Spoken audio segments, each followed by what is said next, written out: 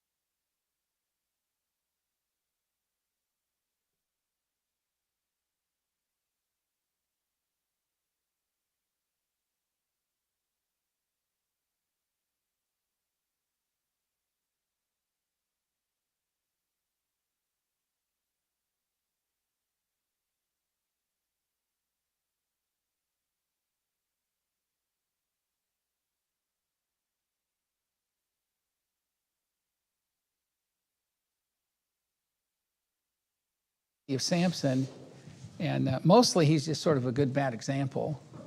A lot of the Bible's that way, sadly. But he is mentioned in Faith's Hall of Fame, right? He is mentioned in Hebrews 11, in spite of all of this. And so, you know, even when we have difficulties and we mess up, we should never give up. God can still use us mightily. And that certainly is what we find here with this very colorful character. There's so much material here. My guess is that we're probably going to be dealing with this tonight and also March 1st. There's no reason to rush this, and there's just a lot of good stuff here, and I wanted to have some good discussion tonight. So my guess is that the next lesson with the new reading will be on March 8th, which will be a Levite and his concubine. Very, very disturbing story.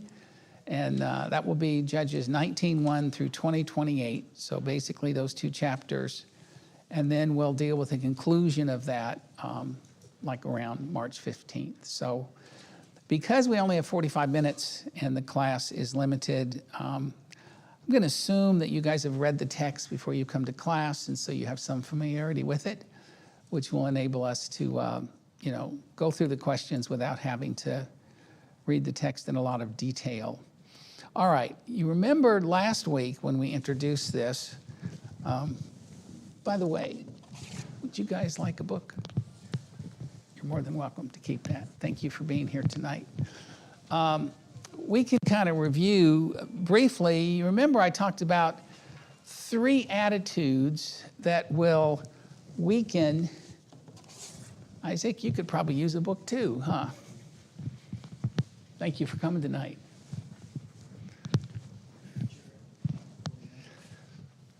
All right. We talked about 3 attitudes that will weaken our spirits. And these are things that we see weakening the spirit of Samson, who was to be a Nazirite from his mother's womb, specially appointed by God even before his birth. And God wanted him to begin the process of ridding the nation of the Philistine oppression. Les talked about how it wasn't designed to get rid of it at this point, but it was at least began to take some of the pressure off. And we talked last week about chapter 13 and 14, how he shows a lot of self-indulgence. And in what way did he particularly show a self-indulgent weakness? Yeah, I think I mentioned people talk about wine, women, and song as being their weakness. With Samson, it seemed to be women, women, and women. And he's 3 different women in these accounts. He's running, through these different relationships left and right. And it's very, very unfortunate how truly indulgent he is. And we're going to look tonight at 2 other aspects. And I want us to talk about how we can apply this to our own lives. He has an issue with resentment and anger. And he's also extremely careless with a lot of different blessings that he's been given, especially careless with his Nazirite vow. So let's talk for just a moment again about this self-indulgence weakens my spirit. You weaken your spirit when you make decisions based upon pleasure rather than principle, convenience rather than conviction.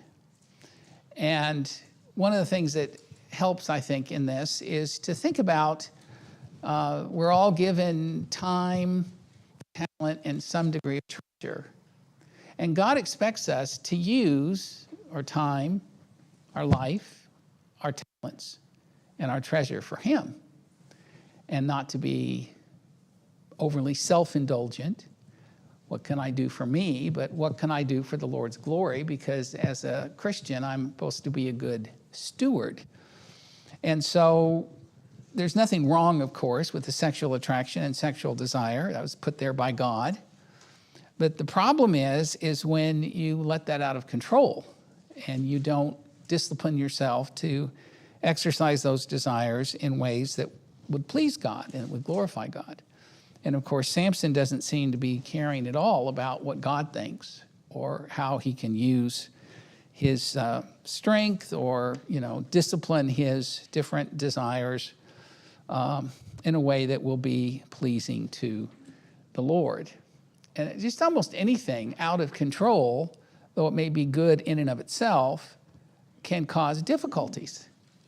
I mean, some people, just constantly waste their time, take it for granted. I think that's especially true of young people who feel like they've got all the time in the world, only because they're young.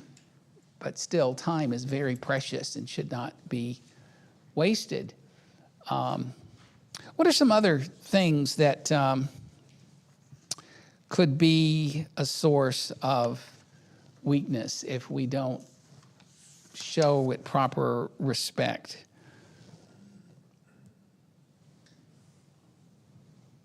Anything out of control will weaken you. Some people become greedy, right? They remember, it's not money that's the root of all evil, it's the love of money. In fact, a number of years ago, I found myself saying, I just love that car, or I just love and I was talking about something material. And I thought, wait a minute. Bible says, love not the world, neither the things that are in the world. If you love the world, the love of the Father's not in him. So I just try to say, I like that. If it's something, I think that's pretty, or, that's a model car that I would enjoy. But try to save love for God and for people, not for things. Because that can get away from us. If you love things, you wind up loving things and using people instead of using things and loving people, which is exactly what we're supposed to do as Christians. Even sleep can get out of control. Everything needs to be kept in balance. And so let's kind of see if we can't fill in the blanks here. Just because I want something doesn't mean that what? Yeah, just because I want something doesn't mean that I should have it. Especially if it's not going to be in my best interest or be a temptation. Just because I can afford something doesn't mean that I should buy it. Just because it's pleasurable doesn't mean it's necessarily good or desirable to have. And just because everybody's doing it doesn't mean that I should do it. In fact, Jesus warned about two paths, right? There's a narrow path that leads us unto life. Few there be that find it. And then there's a broad path that everybody tends to follow in the world, but it leads to destruction. So, this is hard because we live in a society and in a culture that is unbelievably affluent and I think in many ways spoiled. And we think that, people have the bumper sticker on their cars. If it feels good, do it. And that makes me so upset thinking about that, not everything that feels good is something you ought to act upon. In fact, there's times I wanted to ram that person in the back. And when they get out and complain, I say, well, it felt good, so I did it. But I'm glad to tell you that was a temptation I did not give into. If it feels good, do it feel to you now, my friend. So, I think what's going on here with Samson is really relevant to our current society. And when you go through an account like this, talk to your children about the lessons, not just the story. Because it's given to us for a reason. And he just is constantly giving in to his desires, and it's weakening his spirit and his effectiveness and his testimony. Since Christ suffered in his body, arm yourselves with the same attitude, because he who was disciplined in his body is done with sin. As a result, he does not live his life for evil, human desires, but rather for the will of God. So what does Jesus say in the Garden of Gethsemane? He says, not my will, but thine be done. And so what we initially are attracted to is often just the devil talking. So the worldly, fleshly society we live in is constantly saying, if you feel it, then it must be okay, Listen, just because something's natural doesn't necessarily make it good. Last time I looked, arsenic is naturally found in nature. Doesn't mean it's good for you. So you have to practice discernment, right? Okay. Yes, Gail. I've got a verse. All right, go for it. Okay, see that ye walk circumspectly, not as fools, but as wise. Ephesians 5:15. Perfect. Walk circumspectly. Those are the kind of things that can strengthen our spirit. When we get done with today's material, I want us to talk about the opposite. These are the three things you learn from Samson that will weaken our spirits, that we need to avoid from and learn from him. Because I don't want anybody to, Samson started off with a lot of victories, and the Spirit of Jehovah comes upon him, and he's got this Herculean strength, and he's starting to drive out the Philistines in the way that God intended. He was apparently pretty handsome, kind of an Arnold Schwarzenegger type, Maybe that was the weakness he had. The ladies were after him maybe as much as he was after them. I don't know. But the point is that he started off really well. But in the end, he's going to be bound, and he's going to be blind, and he's going to be grinding out at the mill like an animal being made fun of by his enemies. How could somebody so strong and that was appointed by birth with a special purpose wind up having just a humiliation and a terrible weakness? Remember, his name means bright as the sun. Come on in. Good to see y'all. We'll make room for you. There's 2 rows right here. Come on in. Good to see you. And yet, at the end of his life, is he going to be a light? No, he's literally going to be in darkness, which is really ironic when you consider the great light that God had planned for him to be for Israel. All right, let's deal with the text a little bit, and then we'll talk a little bit about the second thing that weakened his spirit, and that is the resentment. All right, what was Samson's riddle, and how did his guest solve it?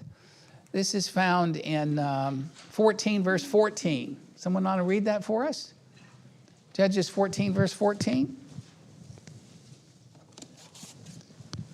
So he said to them, You guys need a book? Out of the eater came something to eat, and out of the strong came something sweet. Now for 3 days they could not explain the riddle. Okay, and of course this goes back to something that had happened earlier, where he had run across a ferocious lion in a vineyard, and he killed it with his bare hands. The Bible says like it was a little kid. Wow. And then he comes back later, and what does he find has gone inside the corpse of this dead lion? Yeah, beehive which created honey. And so he took some for himself and gave some to his parents. More about that in a minute. And so pretty cool, really. And I think he was pretty confident that people couldn't figure this out. But he confided in his wife what the riddle was. And they made this, wager over it. And so when they learned that the wife knew, what did they do to his wife? Or what did they tell his wife? Yeah, in other words, you better tell us or we're going to threaten your life and perhaps the life of her family. And so she goes ahead and spills the beans and tells the story. And so Samson realizes that he'd been betrayed, and the only reason they came up with this was because they had, as he says, plowed with my heifer. It's kind of a strange way of saying it. But at any rate, how did Samson make good on his promise when they came up with the right answer? Yeah. The idea was that the wager was whoever won got like 30 raiments. back then they didn't have big walk-in closets and lots of changes of raiment, and good clothing was valued and very expensive. And so he decides to go to Ascalon, and he kills 30 Philistines, and he took their clothes to give to his wedding guest. And in effect, he paid the Philistines with their own possessions. So pretty gruesome way to deal with this. Let's take a moment and look at the true and false. Samson said that the Philistines had plowed with his ox. False. He basically said, you've plowed with my wife, he calls her a heifer here, which I wouldn't recommend. Samson killed the lion in a vineyard. Actually, I think that's true, as far as I know, according to 14:5. Yeah, I think so. Let me see here. Then Samson went down his father and his mother and came to the vineyards of Timnah, and behold, a young lion roared against him. So it would be a vineyard. All right, and the angel of the Lord did not appear again to Manoah and his wife after the sacrifice was made. True. So it was just a special revelation there in connection with, be careful how you raise this young lad. And they prayed that God would give them wisdom in raising Samson, which is a prayer that every parent ought to give. As the sacrifice was being burned, the angel ascended with the flames. That is true. Chapter 13, verse 20. And besides the young lamb, Manoah also offered a grain offering. That is also true. Okay, so let's jump right now into Samson part 2, Judges 15 and 16. All right, what evidence, by the way, this is on page 49 for some of you that need to find where we're at in the book. And you can go a couple of pages over after the commentary, and you can see the questions. You can fill them in as you go if you like. What evidence of the evil nature of the Philistines in general can you find in chapters 13 through 16? So lots of things we could say here. What are some of the things that showed how evil the Philistines were? Well, what did they do when they thought they were going to lose this wager with Samson? They threatened his innocent wife's life and also that of her father. And so she gave in, and so Samson has to, pay this wager. All right, and after learning that it was Samson that had burned their crops and why, they did kill Samson's wife and her father by burning his house down. So, man, these are dark times, evil times. All this stuff's going on, and interesting. What does the text say that he did in order to burn a bunch of their crops to get back at them? Yeah, tied their tails together and had them, set a fire, and then they ran around and set their fields on fire. One of the commentators I read said that it may have actually been jackals rather than foxes. The word there in the Hebrew can mean either. Don't really know that matters, but at any rate, they were obsessed with capturing Samson. First, they essentially threatened war with the Israelites in order to capture him in chapter 15, 9 through 11. Then they were willing to pay Delilah a vast sum for her to convince him to tell her the secret of his strength. And then after they go ahead and capture Samson, his eyes were gorged out. He was humiliated by being made to work as an animal. So he walks the grind around in a circle, or the mill, and he was put on display for public humiliation at their feast to Dagon. Yes, Chase. I often wonder about when it talks about things like, he tied the tail of two foxes and they ran around. Being super strong doesn't mean you're impervious to a good dog bite or to a spear going into you. So it often makes me wonder, for Samson to kill all those men or for to just casually tie the tail of two foxes together. Strong in strength, but I imagine strong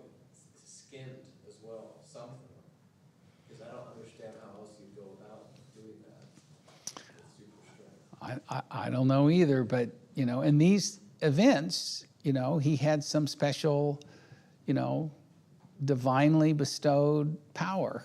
And maybe it was beyond just being like Hercules. Maybe he had other abilities that are not mentioned here. We don't know. But by the way, here is a picture I found on the internet of the Philistine god Dagon. And why do you think it would have web feet? Where are the Philistine city-states located? Yeah, they were really known for their fishing prowess, and they were close to the Mediterranean Sea. And so it's not surprising that they saw the sea, and their god actually has something to do with these animals. And in Deuteronomy, when God is telling the people that I'm not going to allow you to see me in any kind of bodily form. And he says, the reason why is because I know your tendency as humans, and if you see me in any kind of bodily form, you're going to confuse who I am as your spirit God with the bodily form. And you will make some idol out of it, and you'll bow down to that idol instead of worshiping me. So it's really interesting. Let me read this. Deuteronomy 4, verse 15, he says, take ye therefore heed unto yourselves, for you saw no manner of form on the day that Jehovah spake unto you in Horeb out of the midst of the fire, lest ye corrupt yourselves and make you a graven image in the form of any figure or the likeness of a male or female, the likeness of any beast that is on the earth, like a golden calf, the likeness of any winged bird that flieth in the heavens, the likeness of anything that creepeth on the ground, the likeness of any fish that is in the water under the earth. That's like Dagon. Unless thou lift up thine eyes up to heaven, and when thou seest the sun and the moon and the stars and even all the host of heaven, thou be drawn away and worship them. So you worship the stars instead of the one who made the stars. And so he warns them about idolatry and basically tells us why he's only showing us him as a spirit. And of course, when Jesus comes, though he comes in the flesh, I think it's on purpose that we're not told of any of Jesus's physical characteristics. We don't know the color of his eyes. We don't know for sure the color of his hair. We don't know how tall he was, which forces us to look at what matters, which is his character. And so I just think that's fascinating. And so here, this group of people did what the children of Israel were specifically told not to do. And at the very end of this book, he's going to be in the temple that is dedicated to Dagon, and it's going to pull this whole temple down and all the people there with it. Any comments about that? Okay, what were the circumstances that led to Samson deciding to put himself in conflict with the Philistines? Let's go ahead. Someone read chapter 15, verses 1 and 2. All right, thank you, Les. Go ahead and read that.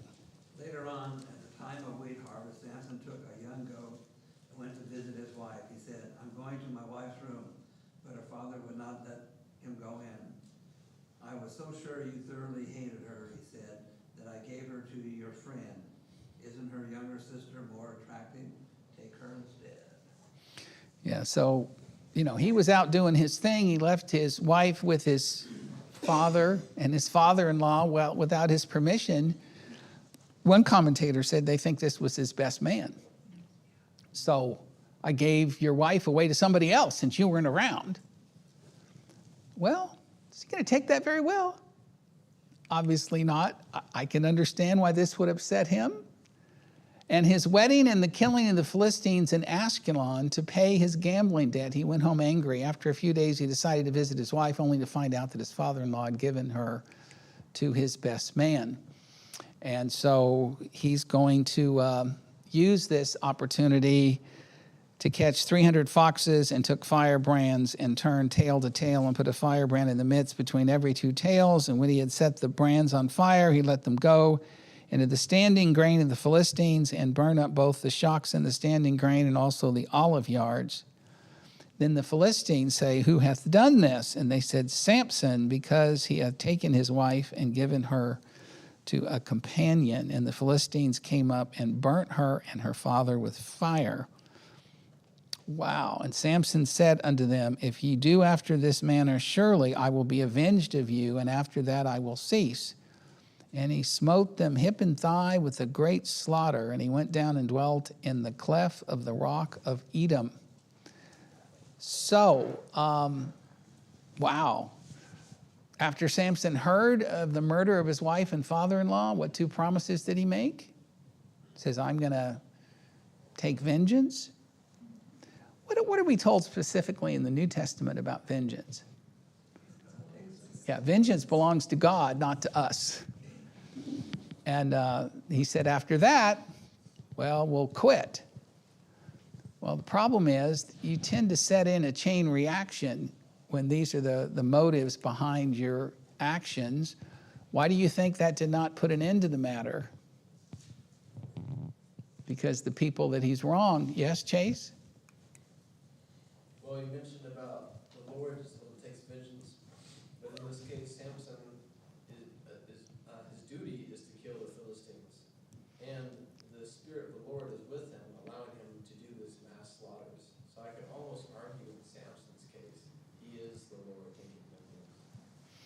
Well, I was wondering what your thoughts would be on that. well, you may be right, but it seems to me that though the end result is the Philistines are being weakened, that the motive and the way that Samson is going about this is more for his own personal vengeance and settling scores than truly trying to go out and ask the Lord's direction in all this. So God's using him as a vessel of destruction, though he personally doesn't appear to me to be very serious about making sure he's doing this in God's will and God's way. So I think that's part of the lesson. I mean, the book of Romans talks about we can be a vessel of honor or a vessel of destruction, but either way, God's going to use us. And that seems to be what's happening here. And this leads me to this second attitude that weakened his spirit, and that is resentment. And let me ask you this. What usually causes resentment? You think something's unfair? You've been mistreated? And usually there's some sort of hurt involved. All of these things happened to Samson. And what usually causes resentment is hurt. And because we're in a fallen world and life isn't fair, you can't get through this life unscathed. I mean, there's always going to be certain people that are not going to treat you fairly, especially non-believers who don't have the same sort of values that hopefully you and I have in Christ. And one of the things that determines our character is how we handle people who betray us, who let us down, who hurt us. Do we hold that in and nurse a grudge? And then as Samson did, get back at them in any way we can? That will weaken your spirit faster than anything I know of, is somebody that just holds resentment in their heart. And the irony about resentment is that when you hold that in your heart, it harms you more than it does the people that you have resentment toward. Someone has said that bitterness and resentment is about as logical as drinking poison, expecting it somehow to hurt the person you're mad at instead of you. I mean, it's such a self-destructive thing. And what a power to not allow people that hurt us to control us or to ruin us or to weaken our spirit. Instead, people curse you, you're supposed to respond with what? A blessing. Is that hard? Yes. One of the hardest things there is. But wow, you know, you just have a sweet disposition in spite of other people who are yelling, crucify him, crucify him. I mean, the ultimate example of Jesus. He was reviled, but he what? Reviled not again. He was cursed, and he didn't curse back. And he did these things for us as an example. And what does he say? Father, forgive them. They don't realize what they're doing. And most of the time, that's true in the people that mistreat us in some way.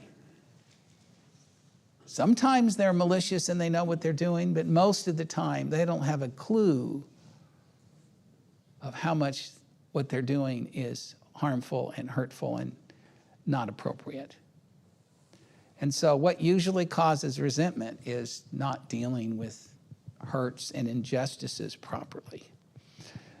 You know, I've done a lot of reading over the years in basic psychology and trying to help people in counseling. And a lot of times people come to me because they're really struggling with some unfairness, some hurt. And, you know, I can relate. But do you know that one of the keys to mental health is recognizing that there are hurts out there, and you just are able to recognize it's not up to me to right every wrong, to take vengeance upon these people who have hurt me, and that if you can leave that in the hands of the Lord and recognize that somehow or other at the final judgment, everything's going to be made right.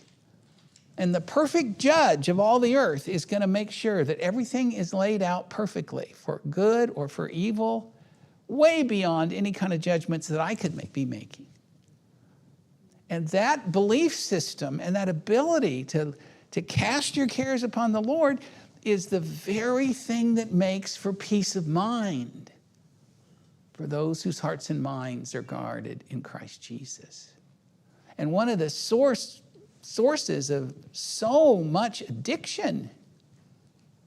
It took me a long time to figure this out, but once I did, it really has helped me to know how to help other people. If someone is struggling with some addiction, don't deal with the symptom, deal with the cause. Most of the time, addictions or addictive behavior is because there's some unhealed wound. There's something that's gone on that has been a deep emotional affront. And then you've got in the back of your mind this hurt. And if it's not healed by the great physician Jesus or dealt with so you can be at peace with that in some way, then addictions really shouldn't be called addictions. I talked with an addiction counselor. I said, how can I help this person? And he goes, first of all, stop calling it addiction because it makes it like the other person doesn't have any control over this. They have every control over it.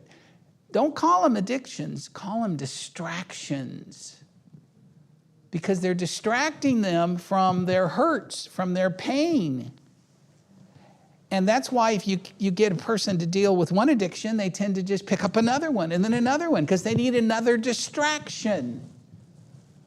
So get down and try to help them understand what is it they're running from? What do they need a distraction from? Because they're not able to face up to their past hurts and wounds. And almost every time if someone's dealing with some addictive behavior, that's exactly right. They start crying almost. Just, yeah, this is what happened to me when I was a kid, or this is how I was mistreated in my marriage, or whatever it is. Yeah, they've got some real serious wounds. And they haven't even recognized that these addictive behaviors is just a coping mechanism. And look at addictive behavior in our culture, and it's all because people are trying to do everything on their own instead of learning how to deal with the sources of their problems and their wounds. And what is basically Samson's excuse for what he does here, setting these different, fields on fire and,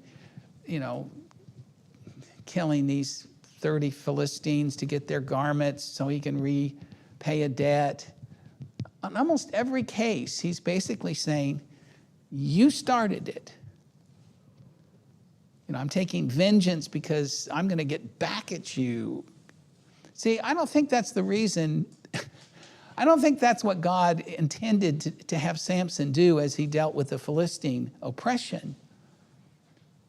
But he's still going to get his benefit. The side benefit is what God is going to want, which may be why he's mentioned in Hebrews 11.